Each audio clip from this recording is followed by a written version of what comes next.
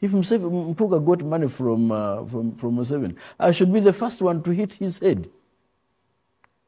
How do you embarrass us that way? But you do not say it without a color of evidence, and then you say, I mean, supposing now I understand he is summoning other organs of the party to do what? Because he's the CEO of the party, he's the head of all those ones. I think the manner of handling has been shabby.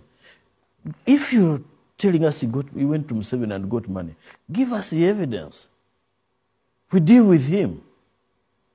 You see, that's gross, isn't it? It is. It is gross. And let me tell you, we take a lot of time, a lot of energy and resources to build leaders. It takes you one day to destroy a leader. One day you look for that leader, you can't find him. I have seen people in our sister party, I don't want to talk about other parties usually, where they said, Jeno Muntu is a mole. This one is this and that. And then in the end, they are crying for him. They are saying, oh, we wish we had not treated him that way. A time may come when you start regretting. The president of the party is the chief executive. I would advise my young brother, Honorable Kyagulanyi, you should be the last person to speak.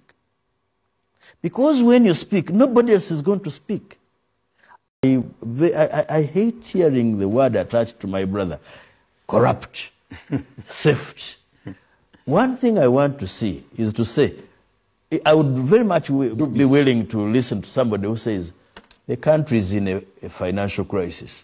But let me tell you, it is not this 500 million or the 400 million for the commissioners, the backbench commissioners, that is going to save this country. What is going to save this country is how we manage our resources. Even if you gave Mpuuga $1 billion shillings, the commissioners $1 billion shillings, but the rest of the money is we manage it well, this country would make strides. Well,